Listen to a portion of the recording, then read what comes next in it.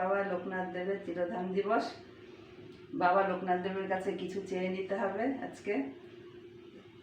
শুধু এই জিনিস চাইলেই তিনি করবেন না, না, তার কাছে প্রার্থনা করতে হবে,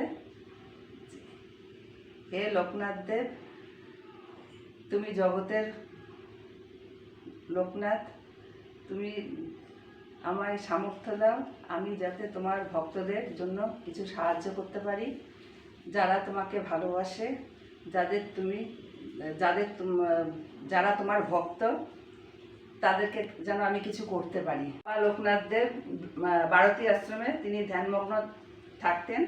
সেই প্রতিদিন সেই আশ্রমে পুজো পাঠ হতো, প্রসাদ বিতরণ হতো। আর সেখানকার মানে গ্রামের লোকজন এত বাবাকে ভালোবাসতেন, তার আন্তরিকতা ছিল যে তিনি লোকনাথ দেব সবাইকে নাম ধরে ডাকতেন। আর তারই একটা দৃষ্টান্ত ঘটনা বলছি, যে বাবা যে এত ভক্তদের ভালোবাসতেন।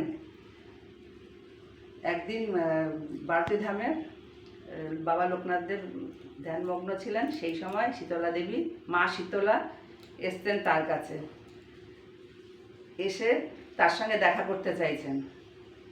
তখন বাবা দেখে বললেন, মা তুমি এসেছো, বলো মা তোমার জন্য আমি কি করতে পারি। তখন মা বললেন, আমি তোর কাছে এসেছি, তোর আশ্রম দিয়ে যাব, তোর আশ্রমের মধ্যে দিয়েই আমি চলে যাব। তখন বাবা তখন ধ্যানমগ্ন অবস্থায় কিছুক্ষণ রইলেন। তখন মা শীতলা বলছেন, কিরে লোকনাথ, তুই কিছু বলছিস না যে?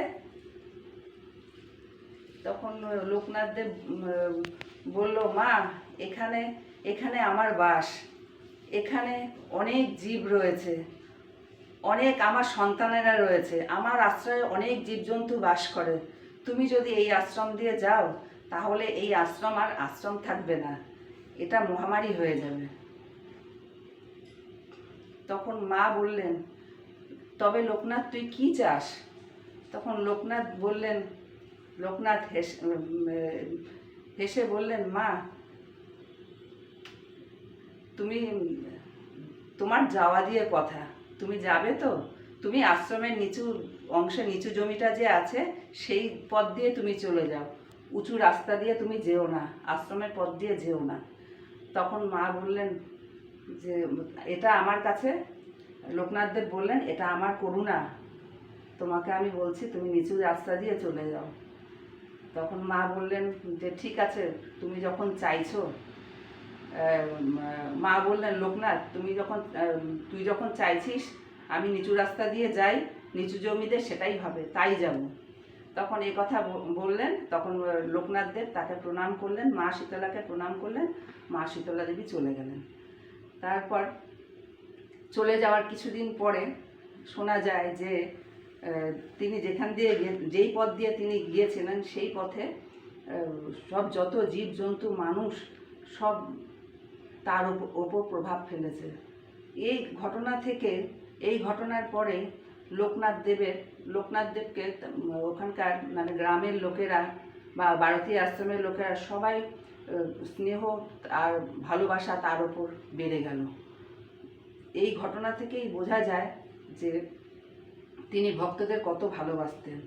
এ থেকে বোঝা যায় যে বাবা নিজের প্রিয় ভক্ত সবসময় সর্বপ্রিয়। জয় বাবা লোকনাথ দেবের জয়। ব্রহ্মচারী লোকনাথ দেব।